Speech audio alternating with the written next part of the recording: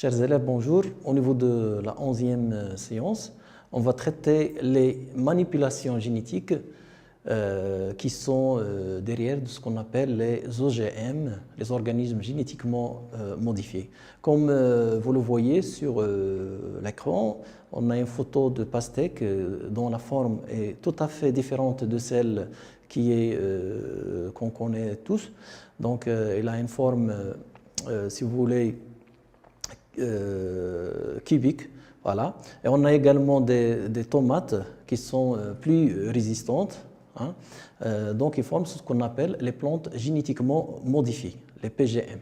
Donc avant, on va passer, si vous voulez, on revêt les grands axes qu'on va traiter au cours de cette séance. Tout d'abord, on va commencer par un petit rappel des acquis qui nous sera utile pour bien sûr comprendre la suite des séquences.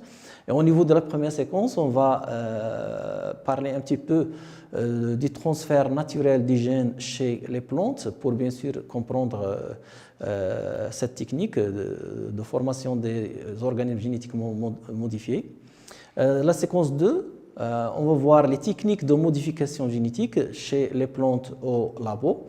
Et au niveau de la séquence numéro 3, bien sûr, on va discuter un petit peu les problématiques posées par les modifications génétiques des plantes, hein. On va parler un petit peu des intérêts et les intérêts et bien sûr les problèmes posés par les OGM. Donc, au niveau des rappels, donc on va rappeler un petit peu certaines notions. Au niveau des cellules, comme vous le voyez, la cellule, c'est l'unité de base de tout être vivant. Donc, il est formé par une membrane cytoplasmique, cytoplasme ou noyau. Au niveau du noyau, on trouve des chromosomes, comme vous le voyez, ce sont des filaments nucléaires qui se trouvent au niveau du noyau. Là, on a des chromosomes qui sont dupliqués. Et au sein de ces chromosomes, donc ces chromosomes sont formés par des filaments, comme vous le voyez, des filaments très fins. Donc, le chromosome que vous voyez dans la photo 2, c'est un empilement, si vous voulez, ou bien un filament qui est spiralé. Donc, on le voit ici étendu. Il est formé par des molécules d'ADN. Donc, un chromosome, il est formé par des molécules d'ADN qui forment ce qu'on appelle l'information, ou bien qui constitue l'information génétique. Chaque ADN, il est composé de plusieurs séquences qu'on appelle gènes. Donc, le gène, c'est si vous voulez, c'est l'unité des chromosomes ou bien de l'ADN. Donc l'ADN est formé par des unités successives qu'on appelle gènes qui sont responsables des caractères héréditaires. Donc chaque caractère héréditaire il est gouverné par un gène ou bien un ensemble de gènes selon les cas.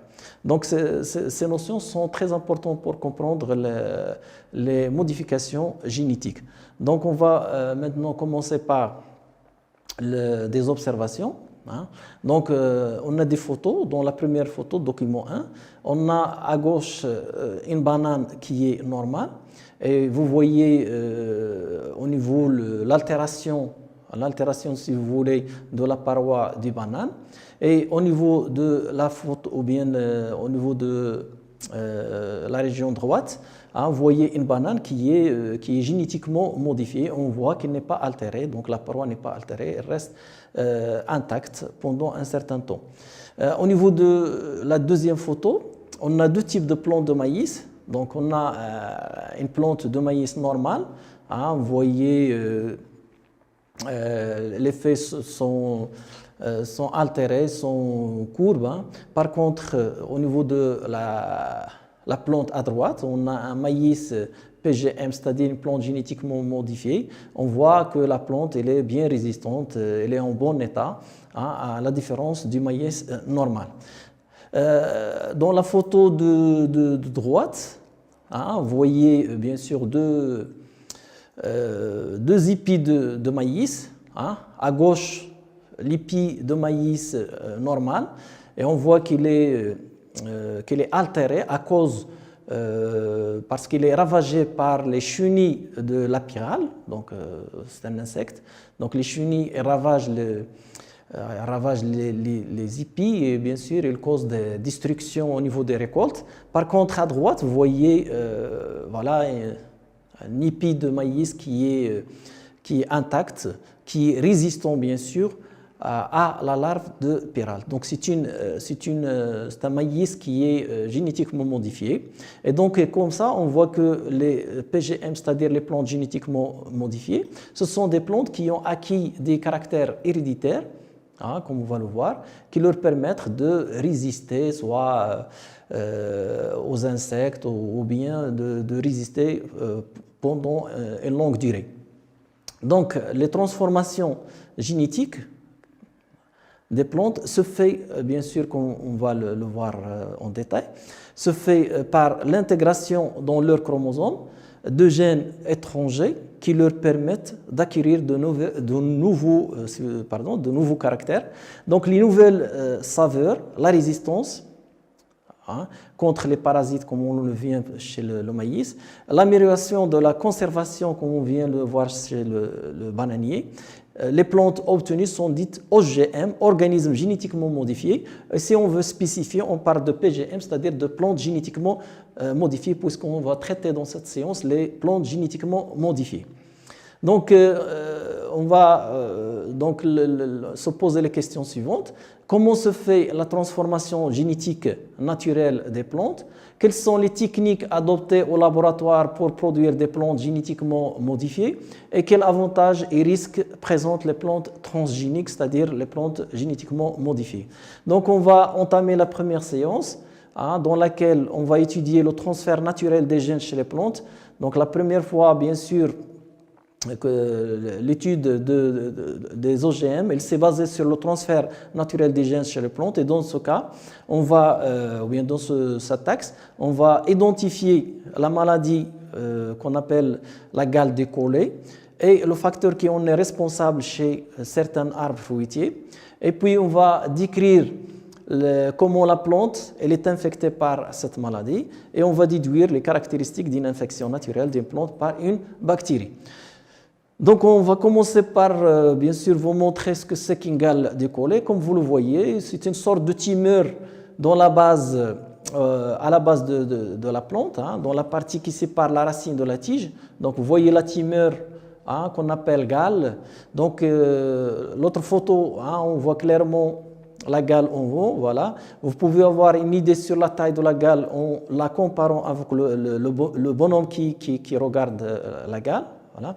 Donc ces tumeurs ou bien ces gales sont d'origine diverse et peuvent être soit d'origine virale ou bactérienne, mais dans ce cas-là, il s'agit d'une origine bactérienne, comme vous le voyez sur la photo. Donc ce sont les bactéries responsables de l'apparition de la gale décollée et qu'on appelle bien sûr Agrobacterium tumefaciens. On désigne par AT, c'est relatif au Agrobacterium tumefaciens. Donc pour comprendre bien sûr comment cette bactérie induit la formation de cette tumeur ou bien de cette gale, il est impératif bien sûr d'étudier la structure de la bactérie, comprendre les composants de cette bactérie. Comme vous le voyez sur le schéma, donc la bactérie est formée par une paroi, et à l'intérieur on trouve un ADN, on l'appelle chromosome, mais en fait c'est un ADN. On parle pas en fait c'est pas un chromosome, mais on parle souvent de chromosome, donc c'est un ADN. Et puis on a un autre ADN qui est circulaire et qu'on appelle plasmide. Donc au sein de la bactérie, on trouve deux types de matériel génétique, un chromosome, voilà, et un plasmide qui est circulaire. Donc l'étude de ces plasmides montre la présence d'une partie de l'ADN qu'on appelle tDNA. C'est la partie responsable de l'apparition des tumeurs chez les plantes, l'apparition de la gale décollée. Bien sûr, il y a d'autres parties, d'autres gènes au niveau du plasmide qui sont responsables de la virulence, c'est-à-dire le transfert de la partie de l'ADN qui est responsable de l'apparition de cette maladie. Donc maintenant, on va aborder les mécanismes de transfert naturel des gènes d'une bactérie aux cellules d'une plante, bien sûr, pour transférer cette technique au labo. Donc on voit ici une plante saine, comme vous le voyez. Donc lorsqu'il y a apparition d'une blessure au niveau de la tige de la plante, et en présence de bactéries de Agrobacterium timifaciens. La plante, elle produit des substances qui attirent cette plante. Et vous voyez nettement les deux éléments génétiques de la bactérie. Il s'agit en l'occurrence des plasmides qui contiennent l'ADN-T et de l'ADN ou bien le chromosome bactérien. Ici, il y a une petite erreur parce que le chromosome bactérien n'est pas circulaire. Celui qui est circulaire, c'est le plasmide, c'est uniquement le plasmide. Oui. Donc, en présence, bien sûr, d'une cellule végétale, vous voyez que la bactérie, l'Agrobacterium, va incorporer l'ADN, comme on va le montrer en détail dans le schéma d'en bas. Voilà. Vous voyez la cellule végétale en vert, elle est schématisée en vert, et la bactérie, elle est schématisée en jaune. Vous voyez qu'une partie, un morceau de l'ADN du plasmide va être incorporé dans la cellule végétale et va fusionner avec l'ADN de la cellule végétale, voilà, comme vous le voyez sur le schéma. Donc, et par là, la cellule végétale va acquérir une nouvelle information génétique qui est responsable, bien sûr, l'ADN-T qui est intégré au niveau de l'ADN végétal. Donc cet ADN, ce nouveau ADN, ce nouveau gène, il est responsable de l'apparition de la gale d'écolée, c'est-à-dire la tumeur au niveau de la partie intermédiaire entre la tige et la racine. Donc, le schéma nous montre donc le processus d'obtention d'une plante génétiquement modifiée. Donc, en résumé, l'Agrobacterium timifaciens est une bactérie qui se développe dans le sol. Elle est attirée par des composés organiques dégagés par la plante lorsqu'elle est lésée ou bien blessée. Voilà. Au niveau de cette blessure, Agrobacterium est capable de se fixer sur les cellules du végétal et induire la formation d'une gale. Cette induction, elle se fait en plusieurs étapes. La première étape, c'est la perforation de la paroi de la cellule végétale pour bien sûr permettre l'injection des plasmides TI ou une partie des plasmides TI de la bactérie dans le cytoplasme de la cellule hôte. Après, on va assister à le fragment des plasmides, le fragment d'ADN des plasmides TI qu'on appelle l'ADN-T, une tumeur, est transféré vers le noyau de la cellule végétale, puis il sera intégré. Il va fusionner avec le génome de la cellule végétale et comme ça la cellule végétale va avoir de nouvelles caractères génétiques. Donc ces caractères se manifestent au niveau de la prolifération tumorale des tissus de la plante. Donc on va avoir une multiplication anarchique des cellules, ce qui va induire la formation de la tumeur, et la synthèse des protéines qu'on appelle les opines qui sont nécessaires pour la croissance de la bactérie. Donc la bactérie AT a réussi à transformer le matériel génétique de la cellule végétale pour son propre compte. Bien sûr, la cellule végétale va acquérir de nouveaux caractères en lui transférant un fragment de son ADN. C'est le principe de la transgénèse.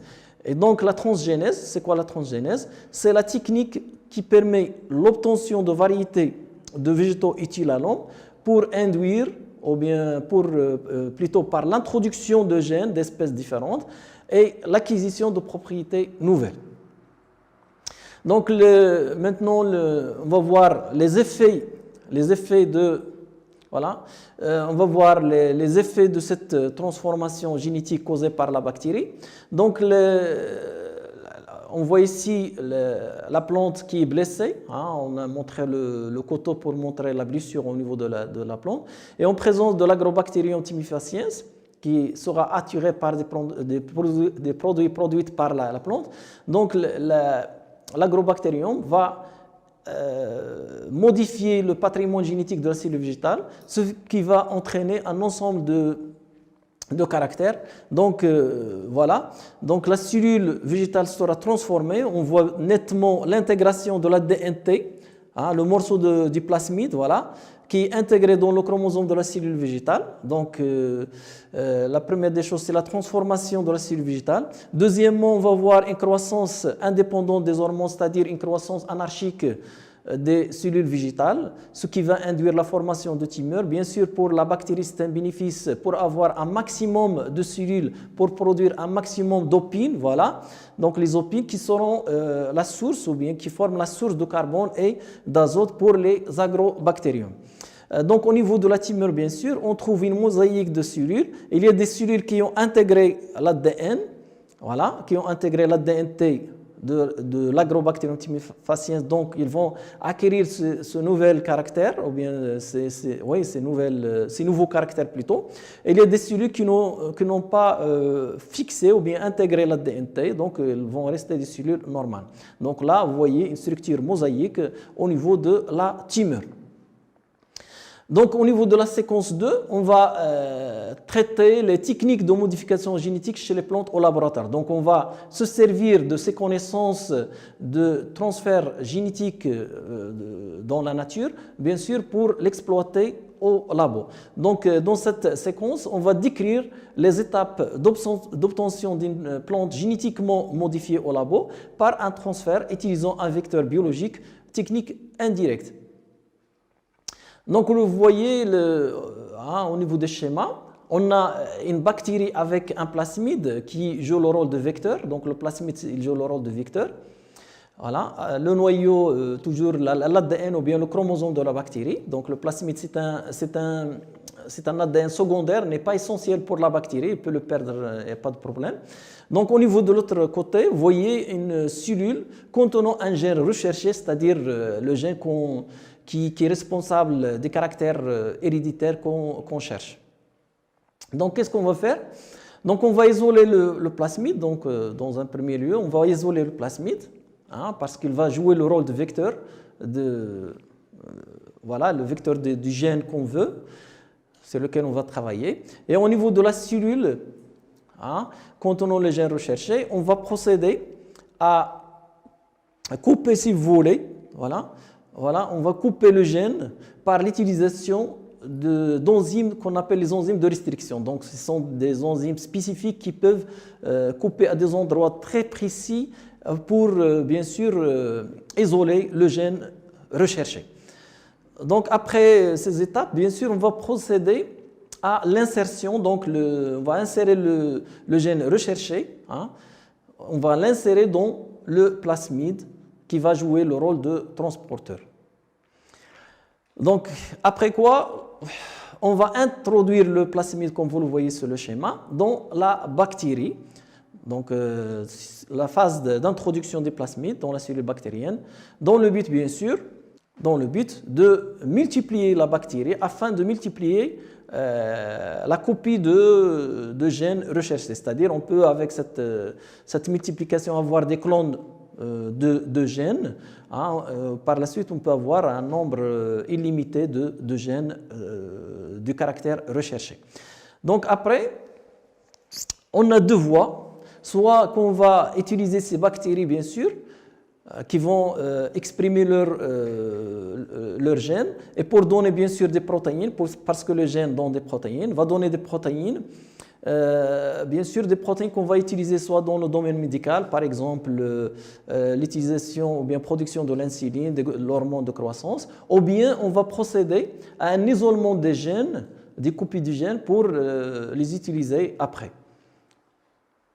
Donc vous voyez là un exemple d'utilisation des protéines qui sont produites suite à l'expression de gènes. Voilà, dans le premier cas. Donc, il va nous donner, comme vous le voyez sur le schéma, des hormones de croissance.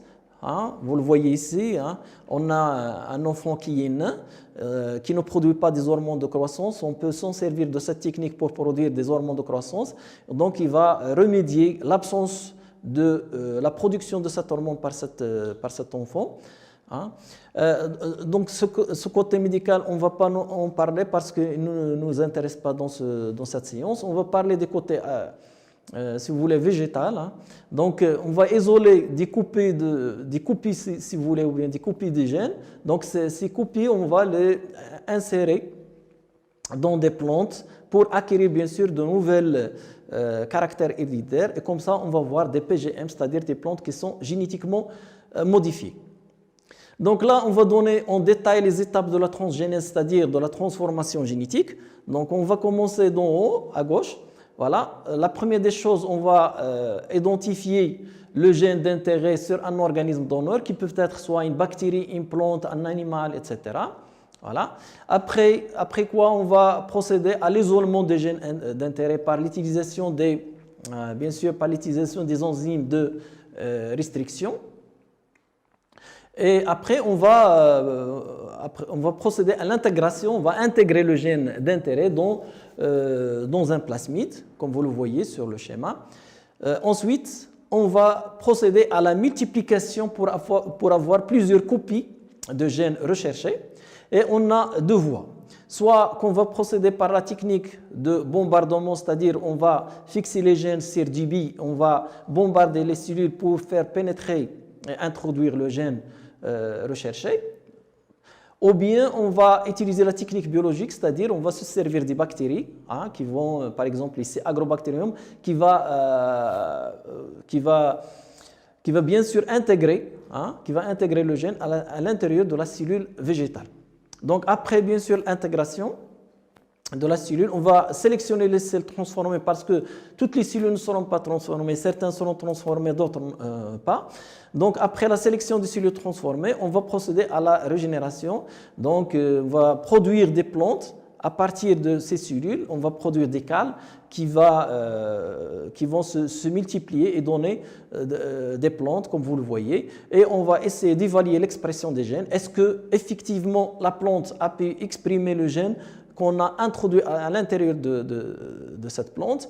Et en fin de compte, on peut se servir de ces plantes pour réaliser des croisements avec des variétés commerciales pour obtenir bien sûr d'autres variétés avec le gène recherché. Donc maintenant au niveau de la séquence 3, on va passer aux problématiques de la modification génétique des plantes. Donc dans cette séquence, on va traiter deux points. On va essayer de distinguer les avantages des plantes OGM par rapport aux plantes naturelles et définir les risques éventuels bien sûr des OGM sur l'équilibre naturel ainsi sur la santé de l'homme. Donc on va commencer par le premier point, c'est-à-dire les avantages des OGM. Comme vous le voyez sur le document 1, on a créé un maïs transgénique qui résiste aux chenilles de la pyrale. Donc comme ça, on peut obtenir des plantes qui résistent aux parasites sans bien sûr recourir à l'utilisation des pesticides. Dans le deuxième document, vous voyez deux tomates, une tomate qui est saine et une tomate qui est pourrie, après bien sûr 5 semaines. Donc vous voyez que les OGM peuvent acquérir des gènes qui leur permettent donc la résistance, bien sûr au stockage et peuvent être stockés pendant plusieurs semaines. Le document 3, on a deux types de riz, donc un riz qui est génétiquement normal et un riz doré qui est génétiquement modifié.